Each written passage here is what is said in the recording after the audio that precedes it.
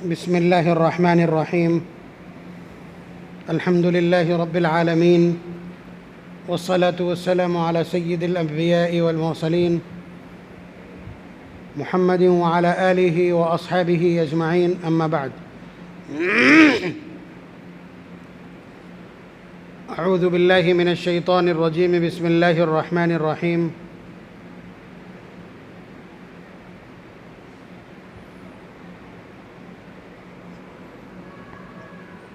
ومكروا ومكر الله والله خير الماكرين. إذ قال الله يا عيسى إني متوفيك ورافعك إلي ومطهرك من الذين كفروا وجاعل الذين اتبعوك فوق الذين كفروا إلى يوم القيامة. وقال تعالى فبما نقضهم ميثاقهم وكفرهم بآيات الله وقتلهم الأنبياء بغير حق وقولهم قلوبنا غلف بل طبع الله عليها بكفرهم فلا يؤمنون إلا قليلا وبكفرهم وقولهم على مريم إلى آخر الآية.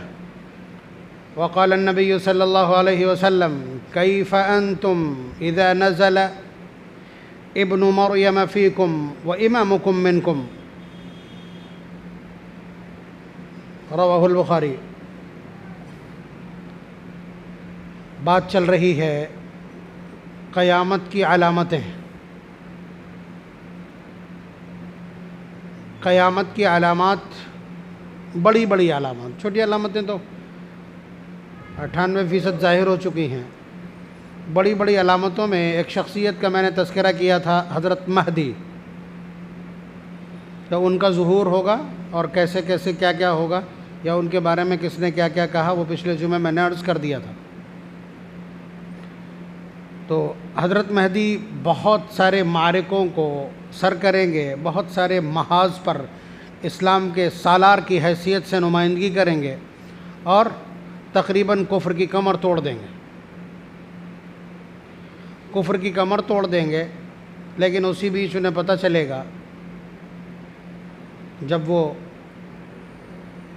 ترکی اور شام کی مہم پر ہوں گے، قسطنطنیہ کی مہم پر ہوں گے، وہیں پتہ چلے گا کہ دجال نکل آیا ہے. یہ افواہ پھیلائی ہوگی شیطان نے. تو حضرت مہدی اپنے 10 سواروں کو، 10 لوگوں کو بھیجیں گے کہ پتہ کرو اس خبر کی حقیقت کیا ہے. تو پتہ چلے گا کہ یہ افواہ تھی. نبی اکرم صلی اللہ علیہ وسلم نے ارشاد فرمایا کہ وہ 10 لوگ جو اس خبر کی تفتیش کے لیے نکلیں گے، وہ زمین کے خیر فوارث علی الارض یومئذ، اس دھرتی کے سب سے پاک باز لوگ ہوں گے. میں ان کے باپوں کے نام بتلا سکتا ہوں، وَأَلْوَانُ خُيُولِهِمْ، اور ان کے گھوڑوں کے رنگ بھی بتلا سکتا ہوں. یعنی قیامت کے منظرنامے کو اس آتھینٹسٹی کے ساتھ، اس اعتماد اور استناد کے ساتھ حضور نے بیان کیا. اس کا مطلب یہ ہے کہ قیامت سے قریب آنے والے جو فتنے ہیں ان سے ہم کو اویئر رہنا چاہیے، ورنہ نبی اکرم صلی اللہ علیہ وسلم کا اس طرح کا لب و لہجہ کیا بتلاتا ہے. بہرحال پھر تھوڑی دیر کے بعد پتہ چلے گا، یا اگلے دن پتہ چلے گا کہ واقعی میں دجال نکل آیا ہے. اور وہ پوری دنیا کی ہر بستی میں پہنچے گا، صرف 2 بستیوں کو چھوڑ کر، مکہ اور مدینہ. اس کی تفصیل جب ہم اس کا تذکرہ کریں گے تو تفصیل آئے گی. حضرت مہدی واپس دمشق آ جائیں گے، جامعہ اموی میں قیام کریں گے، اور اسی بیچ دجال بھی وہاں پہنچ جائے گا اور آ کر کے اس پوری مسجد کے سراؤنڈنگ ایریوں کو گھیر لے گا. بڑی عجیب بات ہے کہ ابھی 10-20 سال پہلے تک اس مسجد کے آس پاس اتنی گھنی سڑکیں اور گھنی آبادی تھی کہ اس نے پوری لوکیشن خراب کر دی تھی مسجد کی. بات سمجھ رہے ہیں؟ اس لیے کہ وہ مسجد 1300-1400 سال پرانی ہے، 1300 سال پرانی ہے. تو جتنے اموی اور عباسی خلیفہ ہوئے ہیں وہ سارے کے سارے اسی پہ شپت لیتے تھے، اسی کے ممبر پہ. تو وہ آج کی نہیں، تاریخی ہے. تو گزشتہ کچھ سالوں میں اس کے آگے کا پورا حصہ حکومت نے صاف کر کے اور پورا پارک بنا دیا. یعنی اس وقت دجال جب اس مسجد کو گھیرے گا آ کر کے تو 70,000 یہودی اس کے ساتھ ایسے بٹالین ہوں گے، تو اتنے بہت سارے آ جائیں۔ بہرحال تو حضرت مہدی مسلسل اس کے مقابلے کی ترتیب بنا رہے ہوں گے، تدبیر کر رہے ہوں گے، اور وہ آخری رات جس میں بالکل ایک دم فائنل ٹچ دینا تھا مقابلے کو، کہاں پہ کون سی صفیں کون سی ٹکڑیاں کھڑی کی جائیں گی، یہ کیا ہوگا، کون کس حصے کی نمائندگی کرے گا، یہ سب طے ہو رہا ہوگا۔ اسی بیچ میں فجر کی اذان ہو جائے گی، پھر اس کے بعد میں فجر کی نماز کی تیاری ہو جائے گی اور باقاعدہ اقامت کہہ دی جائے گی۔ حضرت مہدی مصلی پر ہوں گے، اسی بیچ میں ایک ہستی اسی مسجد کے منارے کے اوپر اترے گی۔ نبی اکرم صلی اللہ علیہ وسلم نے جو چیزیں بیان کر دی ہیں باقاعدہ صحیح احادیث میں، جو سندن صحیح ہے، میں ان کی بات کر رہا ہوں کہ ایک ہستی اترے گی، واضعا یدیہ علی اجنحۃ ملکین، اپنے دونوں ہاتھ دو فرشتوں کے کاندھوں پر رکھے ہوئے ہوں گے، واضعا کفیہ، اپنی ہتھیلیاں دو فرشتوں کے کاندھوں پر رکھے ہوئے ہوں گے اور منارے پر اتریں گے۔ وہاں سے انہیں نیچے سیڑھی کے ذریعے اتارا جائے گا۔ کیسے کپڑے پہنے ہوں گے؟ ممصرتین، گیروئے رنگ کے کپڑے پہنے ہوں گے، ایک چادر اور ایک چادر نیچے بندھی ہوگی، جس طرح محرم ہوتا ہے احرام باندھا ہوا اس طرح سے۔ بال کاندھوں تک ہوں گے، اور بالوں کی جو اس ٹائم کی لوکیشن ہوگی اس کو سب روایات نے بیان کیا۔ عجیب بات ہے کہ اذا تحدر انقطر، کہ جب سر جھکائیں گے تو ایسا لگے گا کہ ابھی پانی کے قطرے ٹپک پڑیں گے، حالانکہ وہ بالوں کی چمک ہوگی، دیکھنے والے کو لگے گا کہ موتی پروئے ہوئے ہیں، مثل جمان کاللؤلؤ، موتیوں کی طرح یہ بالوں کی چمک اور خوبصورتی ہوگی، اور لگے گا یہ کہ ابھی نہا کر کے آئے ہیں اور پانی ٹپکے گا۔ بہرحال نیچے آ جائیں گے۔ آپ اندازہ لگائیے، حضرت عیسیٰ علیہ السلام بڑی ہستی، اب یہاں پر ٹھہر کر کے حضرت عیسیٰ علیہ السلام کو ایک سرسری نظر، اس لیے کہ مجھے 5-10 جمعے چاہیے ہوں گے حضرت عیسیٰ علیہ السلام کا تعارف کرانے میں۔ قرآن کریم نے جس طرح سے حضرت عیسیٰ علیہ السلام کا تذکرہ کیا، قرآن میں 3 انبیاء کا تذکرہ بہت طاقتور انداز میں، حضرت ابراہیم علیہ السلام کا، بات سمجھ رہے، اور حضرت موسیٰ علیہ السلام کا، اور حضرت عیسیٰ علیہ السلام کا۔ یہ 3 تذکرے بالتفصیل ہیں۔ نبی اکرم صلی اللہ علیہ وسلم کی زندگی اور آپ کے ساتھ جو کچھ گھٹت ہونے والا تھا وہ بہت میچ کرتا ہے، اس سے، ان حضرات کی کوششوں سے بہت میچ کرتا ہے۔ کفار مکہ نے جو کچھ کیا وہ بنی اسرائیل سے کچھ کم نہیں تھا، بات سمجھ رہے۔ حضرت عیسیٰ علیہ السلام کے ساتھ جو کچھ ہوا اس کی بھی مثالیں حضور کی زندگی میں موجود ہیں، بلکہ حضور نے تو یہ فرمایا انا اولی الناس بعیسیٰ، کہ میں عیسیٰ کے سب سے زیادہ قریب ہوں، قریب زمانے کے اعتبار سے بھی، کہ حضور کے حضرت عیسیٰ علیہ السلام سے لے کر کے حضور تک جو 570 سال کا ڈیوریشن اور دورانیہ ہے، اس میں کوئی دوسرا نبی نہیں ہے، یہ زمانہ فطرت ہے، اور شاید یہ پچھلے تمام انبیاء کا سب سے لمبا زمانہ فطرت ہے کہ جس بیچ کوئی نبی زمین پر موجود نہیں رہا۔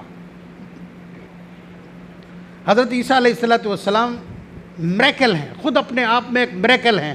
ان کا جو ویکتتو ہے، ان کی جو پرسنالٹی ہے، اللہ تبارک و تعالیٰ نے ان کے وجود کو، ان کی شخصیت کو جو تراشا ہے وہ بڑا البیلا انداز اور اچھوتا انداز۔ کیسے؟ انہیں قرآن کریم نے ان کے نام کیا کیا لیے ہیں پہلے تو دیکھیے۔ کہیں کہا ہے عیسیٰ، بات سمجھ رہے ہیں، عیسیٰ کہا ہے، کہیں کہا ہے مسیح، وقال المسیح یا بنی، ٹھیک ہے، اور کہیں ابن مریم، یہ کنیت ہے، ابن مریم کہا ہے، مریم کے بیٹے، اور کہیں عبداللہ کہا ہے، پارہ نمبر 16 سورہ مریم میں، بات سمجھ رہے ہیں۔ تو اور کہیں روح منہ وکلمۃ منہ، روح اللہ بھی کہا جاتا ہے، اللہ کی روح، یہ ایک ٹائٹل ہے ان کا، کلمۃ اللہ یہ بھی ان کا ایک ٹائٹل ہے۔ میں ان کو میریکل کیسے کہہ رہا ہوں سمجھیے، بہت تیزی سے میں چیزیں ذکر کروں گا، اسے سمجھ لیجئے کہ ایک خاندان ہے آل عمران. آل عمران ایک خاندان ہے، حضرت سلیمان علیہ السلام کی نسل میں ہے. آپ کو معلوم ہے کہ قرآن کریم کی سورت نمبر 3 کیا ہے؟ سورت نمبر 3 آل عمران ہی ہے. اس میں یہ تذکرہ ہے اس لیے اس کا نام آل عمران ہے. آل عمران، حضرت عمران ایک بزرگ ہستی بنی اسرائیل کی، باقاعدہ امام ہیں مسجد اقصیٰ کے. اپنے وقت میں مسجد اقصیٰ کے امام ہیں. کوئی اولاد نہیں ہے، کوئی اولاد نہیں ہے. ان کی جو بیوی ہیں حنہ بنت فاقوز، وہ بھی بہت نیک سیرت عابدہ زاہدہ خاتون ہیں. بڑی عمر ہو گئی تو اللہ تبارک و تعالیٰ سے دعا کی انہوں نے کہ اللہ اولاد عنایت کر دیجئے. تو اللہ تبارک و تعالیٰ نے انہیں اولاد کی خوشخبری سے نوازا. تو کوئی اولاد تھی نہیں، تو انہوں نے کہا کہ جو بھی محررن ما فی بطنی، میرے پیٹ میں جو کچھ بھی ہے میں نے اس کو کاہے کی بھیٹ دے دیا، کاہے کی نظر دے دیا؟ ہیکل کی. یعنی جو مسجد اقصیٰ ہے اس کی خدمت کے لیے میں نے اس کی نظر مان لی. میں یہ وقف کر دوں گا کس کو؟ بیت المقدس کو. اسی بیچ میں عمران کا انتقال ہو گیا، یعنی وہ جو بچہ ہے اس کے والد کا انتقال ہو گیا. پھر اس کے بعد بچے کی جگہ بچی کی پیدائش ہوئی. تو حضرت حنہ نے کیا کہا تھا کہ انی وضعتها انثى، انی وضعتها انثى، اللہ یہ تو بیٹی ہے، میں نے تو نظر مان لی تھی کہ بیٹا ہوگا اور اس کی خدمت کے لیے دے دوں گے، وہ وہاں بیت المقدس کی خدمت کرے. تو اللہ تبارک و تعالیٰ نے جواب کیا دیا؟ وَلَيْسَ الذَّكَرُ كَالْأُنثَىٰ، اگر بیٹا دے دیتے تو وہ اس جیسا نہیں ہوتا، جو ہم نے طے کیا وہی ٹھیک ہے. یہ وہی جواب دیا قرآن نے. وَإِنِّي سَمَّيْتُهَا مَرْيَمَ وَإِنِّي أُعِيذُهَا بِكَ وَذُرِّيَّتَهَا مِنَ الشَّيْطَانِ الرَّجِيمِ، میں نے اس کا نام مریم رکھا. مریم یہ کلدانی زبان کا لفظ ہے جس کے معنی ہے خادم، خدمت کرنے والا. بہرحال بچی جب تھوڑی سی بڑی ہو گئی تو وہ لے کے پہنچی مسجد اقصیٰ کہ یہ میں نے نظر مانی تھی اور یہ کون اس کو سنبھالے گا. یہ ڈسپیوٹ ہو گیا، یہاں پہ زبردست ڈسپیوٹ ہو گیا، یہاں پہ اختلاف ہو گیا کہ کون کرے گا. ہر شخص کہتا تھا کہ میں کفالت کروں گا، اس لیے کہ نامچن بہت عظیم خانوادے کی بچی ہے، میں اس کی کفالت کروں گا. تو ایک پیغمبر کا نام سنا ہے، حضرت زکریا علیہ السلام، جو رشتے میں اس بچی کے خالو ہوتے ہیں. اور خالہ ماں کے بعد، ویسے بھی شریعت میں بھی ماں کے بعد خالہ کو پرورش کی اتھارٹی اور ادھیکار ہوتا ہے. بات سمجھ رہے ہیں؟ تو انہوں نے بھی دعویٰ پیش کیا، لیکن اتنے لوگوں کا دعویٰ کلاسیفائی کیسے ہو جائے گا؟ تو طے یہ ہوا کہ سب لوگ اپنے اپنے قلم لے کر کے آؤ اور دریا میں ڈالو. دریا میں ڈالو، جس کا قلم دھار کی مخالف سمت میں چلے گا وہی اس کی پرورش کرے گا. سب نے لا کر کے اپنے اپنے قلم دریا میں ڈالے. حضرت زکریا کا چل دیا الٹا. کہنے لگا نہیں، ایک بار اور، پھر ایک بار اور، 3 بار ایسا کیا گیا. تینوں بار حضرت زکریا کے نام یہ قرآن نکل آیا. ٹھیک ہے، یہ لکی ڈرا جو ہے حضرت زکریا کے نام. تو سب نے یہ مان لیا کہ ان کے پاس تائید غیبی ہے اور یہ فیصلہ اللہ تعالیٰ کی طرف سے ان کے حق میں. چنانچہ حضرت زکریا علیہ السلام نے حضرت مریم کی پرورش کی. جب تھوڑی بڑی ہو گئیں، یعنی جب بچیوں کو محفوظ رکھا جاتا ہے، تو انہوں نے ایک کمرہ جو بیت المقدس میں کنارے بنا دیا گیا تھا، تالا لگا کر کے چلے جایا کرتے تھے. حضرت زکریا کو کہیں جانا ہوتا تھا تو تالا لگا کے چلے جاتے تھے، حضرت مریم اندر اور تالا باہر سے. کئی بار وہ آئے، انہوں نے دیکھا کہ پھل سجے ہوئے ہیں باقاعدہ، تو ایک آدھ بار تو ایوائڈ کیا، پھر ایک بار آخر پوچھ ہی لیا، انا لکی ھذا، یہ کہاں سے آتے ہیں تمہارے پاس؟ یہ قرآن کا سوال، قرآن نے تذکرہ کیا. انا لکی ھذا قالت هو من عند اللہ، کہ یہ تو اللہ تعالیٰ کی طرف سے آتے ہیں، آپ تو تالا بند کر کے جاتے ہیں. تو اس جواب پر انہیں کوئی، اس لیے کہ اتنی پارسا بچی جس کے تذکرے پورے بنی اسرائیل میں. تو حضرت زکریا نے نہ صرف یہ بات مان لی بلکہ اس جملے، اس سینٹنس سے انہوں نے پریرنا لی ہے. قرآن کہتا ہے ہنالک دعا زکریا ربہ، یہ دیکھ کر کے کہ یہ بے موسم کے پھل ہیں جو اس پورے شام کے علاقے میں اس وقت پیدا نہیں ہوتا. یہ پھل آتے کہاں سے ہیں بے موسم؟ تو حضرت زکریا نے کہا کہ لگتا یہ ہے کہ اللہ تعالیٰ بے موسم پھل دینے پر اگر قادر ہیں اس بچی کو، تو میں بوڑھا ہو چکا ہوں، مجھے اولاد بھی وہ دے سکتے ہیں۔ پکار بیٹھے۔ سورہ مریم 12 نمبر 16 یہیں سے شروع ہوتے، ذکر رحمت ربک عبدہ زکریا، کہ ذرا میرے بندے زکریا کا تذکرہ کیجئے۔ کیا؟ اذ نادى ربہ نداء خفیہ، جب اس نے مجھے چپکے سے پکارا، قال رب انی وہن العظم منی واشتعل الراس شیبا، کہ اللہ میری ہڈیاں تو بوسیدہ ہو چکی ہیں، میں بوڑھا کوسٹ ہو چکا ہوں اور میرے سر کے اوپر سفید بال آ گئے ہیں۔ واشتعل الراس شیبا ولم اکن بدعائک رب شقیا، لیکن ڈھارس اور حوصلہ بندھ گیا ہے، میں تیری بارگاہ سے مایوس نہیں ہوں۔ یعنی اس آپ الفاظ نوٹ کر لیجئے، ایک بوڑھا شخص اولاد مانگ رہا ہے، اس کا اعتماد کیا ہے؟ دعا میں اس اعتماد کی ضرورت ہوتی۔ آپ ریفرنس دیجئے، لم اکن بدعائک رب شقیا، تیری بارگاہ سے مایوسی کا کوئی مطلب ہی نہیں ہے۔ وہن العظم، میری ہڈیاں گھس گئی ہیں، میری ہڈیاں بوسیدہ ہو گئیں۔ اور آخرکار اللہ تبارک و تعالیٰ نے کہا ٹھیک، اِنَّا نُبَشِّرُكَ بِغُلَامٍ اسْمُهُ یحییٰ، میں تمہیں ایک بیٹے کی خوشخبری دے رہا ہوں، اور نام میں نے پہلے ہی رکھ دیا ہے کہ اس کا نام یحییٰ ہوگا، اور یہ اس نام کا کوئی شخص آج تک دنیا میں گزرا نہیں، من قبل سمیہ، اس نام کا کوئی نہیں، یعنی نام تک اللہ نے تجویز کر دیا۔ اب کہنے لگے میں بوڑھا ہو گیا ہوں، یہ بوڑھی بیوی ہے میری، کیسے کیا ہوگا؟ اللہ تعالیٰ نے فرمایا کذالک، ہمارا تو کام ہے، ہم اس طرح کرتے رہتے ہیں، اذا قضى امرا فانما يقول له كن فيكون، ہمیں تو جب کچھ کرنا ہوتا ہے ہم آرڈر دیتے ہیں، ہو جاتا ہے۔ تو یہ بہرحال حضرت مریم کو دیکھ کر کے حضرت زکریا نے یہاں پر یہ پوائنٹ نوٹ کرایا، قرآن نے اس کو ذکر کیا تو میں نے آپ کی خدمت میں ذکر کر دیا۔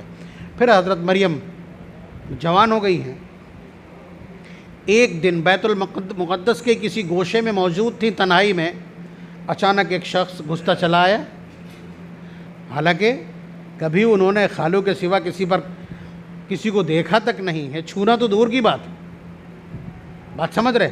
وہ شخص گھستا چلا آ رہا ہے تو کہتی کیا ہے؟ انی اعوذ بالرحمن منک ان کنت تقیا، میں اللہ کی پناہ چاہتی ہوں تیرے شر سے اگر تو اللہ کا خوف رکھتا ہے۔ یہ سورہ مریم کی آیات ہے، رکو نمبر 2 کی، یعنی پورا مسئلہ ذکر کیا۔ اور جو کچھ میں نے کہا نا، ایک مرد گھستا چلا آیا، حضرت جبریل امین تھے، تمثل لها بشرا سویہ، انہوں نے روپ دھارا کہے گا مرد کا، ایک انسان کا روپ دھارا اور چلے گئے وہاں۔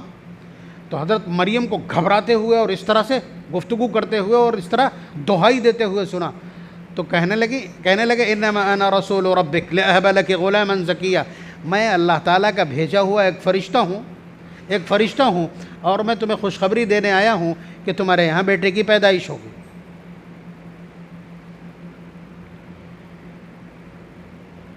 قالت انا یکون لک ھذا، کہ یہ کیسے ممکن ہے؟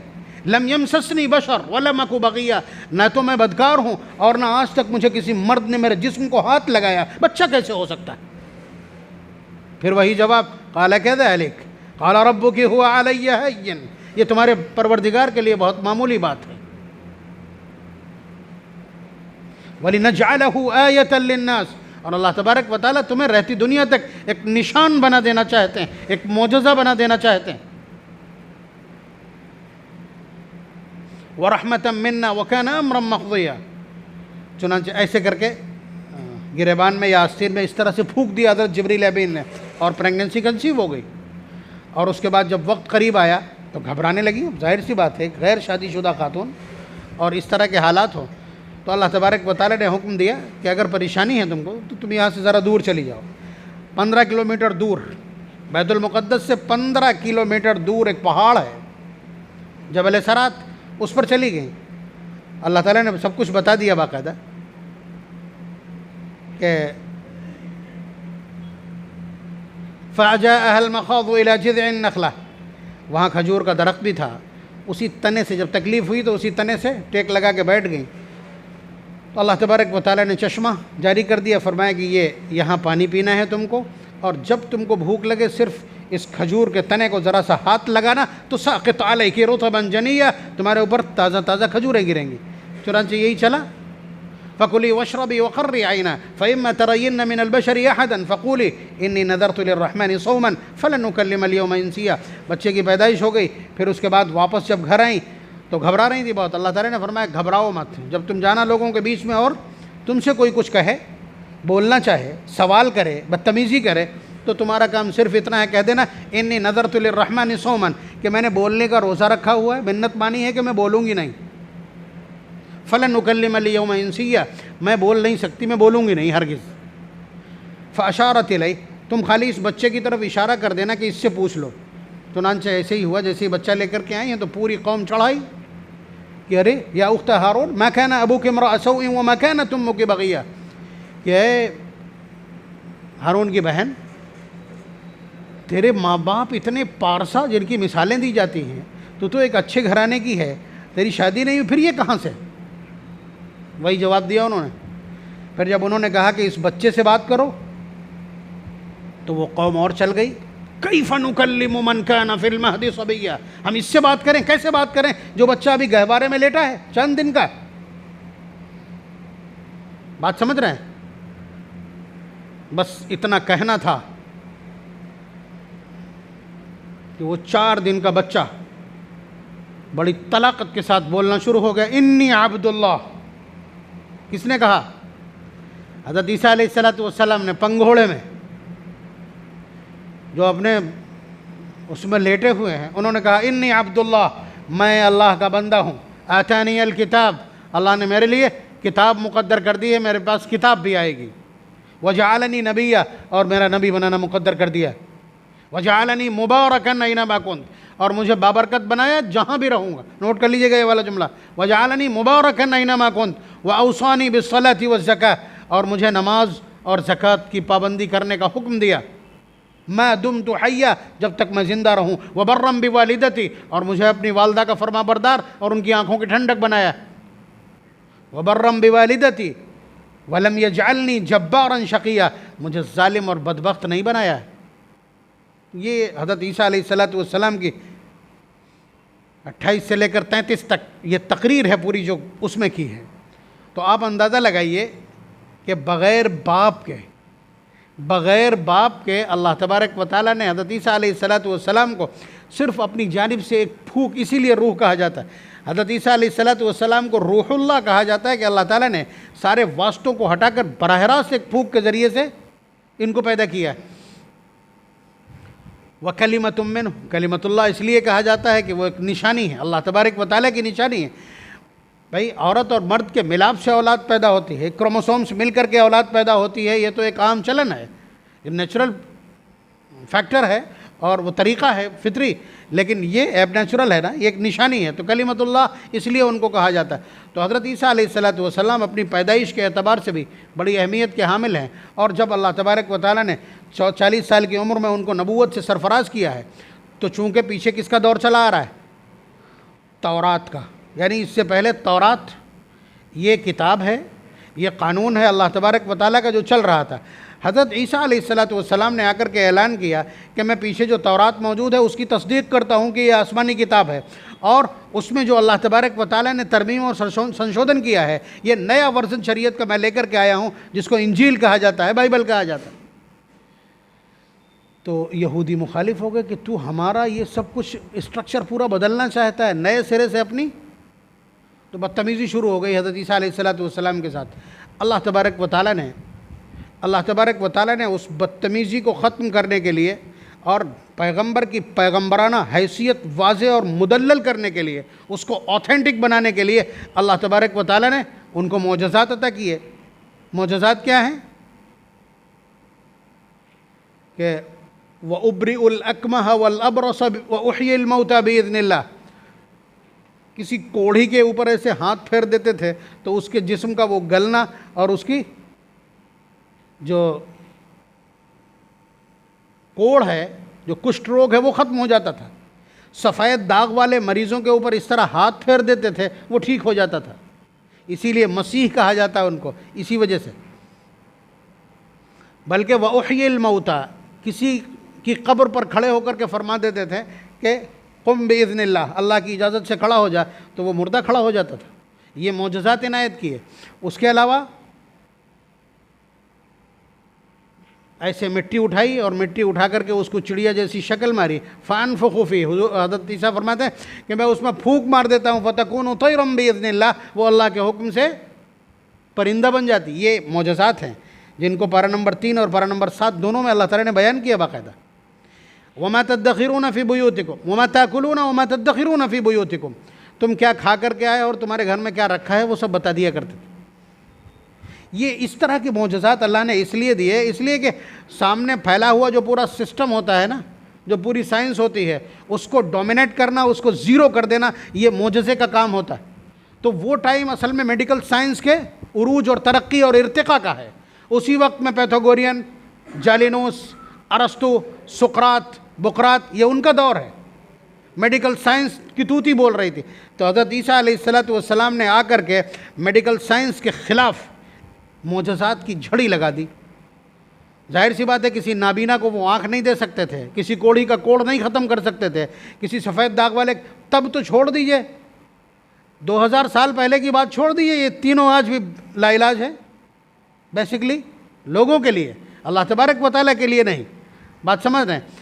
تو اس وقت جو چیزیں لا علاج تھیں، جو تصور بھی نہیں کر سکتا تھا کوئی، اور اگر تصور کرے گا بھی تو صرف بیماری ٹھیک کر لے گا، مردے کو تھوڑی زندہ کر لے گا، اللہ تبارک و تعالیٰ نے وہ معجزہ عنایت کر دیا۔ اسی لیے وَأُحْيِي الْمَوْتَى بِإِذْنِ اللَّهِ، میں اللہ کے حکم سے زندہ کر دیتا ہوں، اپنی طرف منسوب نہیں کیا۔ تو یہ حضرت عیسیٰ علیہ السلام کے احوال، لیکن اس سے بنی اسرائیل اور یہ ان کے جو وہ برہمن تھے ان کے، وہ سارے کے سارے چل گئے بہت زیادہ کہ یہ سارا پورا اسٹرکچر بدل کے رکھ دے گا، تو ان کے خلاف ابھیان چلایا گیا، بادشاہ وقت کو بھی اپنا ہمنوا بنا لیا گیا، اور اس کے بعد ان کو گھیر کر کے لایا گیا یا گھیر لیا گیا، اور اس کے بعد ان کے دعوے کے مطابق پھانسی دی گئی، حالانکہ اس کی حقیقت الگ ہے۔ حضرت عیسیٰ علیہ السلام کو بتلا دیا گیا کہ آپ کو اب یہاں سے فارغ کر دیا جائے گا۔ اللہ تعالیٰ نے بتلا دیا کہ انی رافعک الی، ہم تمہیں اپنی طرف اٹھانے والے ہیں، آپ کو اٹھا لیں گے۔ تو حضرت عیسیٰ علیہ السلام نے، بعض روایت ہیں کہ حضرت عیسیٰ علیہ السلام نے فرمایا کہ تم میں سے کون میری طرح بننا چاہے گا، یعنی اس کی شکل بھی میری جیسی ہو جائے۔ چنانچہ ان کے ایک صحابی کو اللہ تبارک و تعالیٰ نے یہ سب کچھ عنایت کیا۔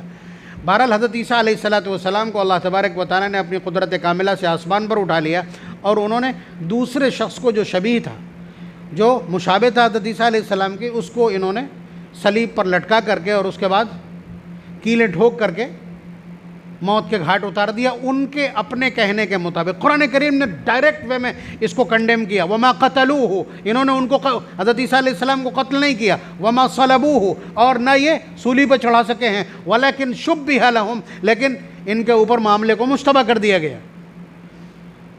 آپ سمجھ رہے ہیں؟ بلکہ آگے قرآن نے کہا وَإِن مِّنْ أَهْلِ الْكِتَابِ إِلَّا لَيُؤْمِنَنَّ بِهِ قَبْلَ مَوْتِهِ، کوئی اہل کتاب میں سے ایسا نہیں ہے جو حضرت عیسیٰ علیہ السلام کی وفات سے پہلے ان پر ایمان نہ لائے۔